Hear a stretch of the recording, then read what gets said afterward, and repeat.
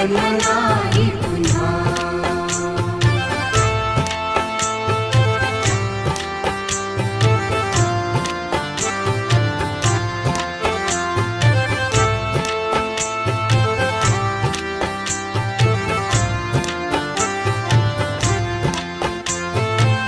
हा जन्म आहे सद्गुरु कृपेचा, हा जन्म आहे सद्गुरु कृपेचा, हा जन्म आहे सद्गुरु कृपेचा। हरि ओम स्वामी समर्थ म्हणा,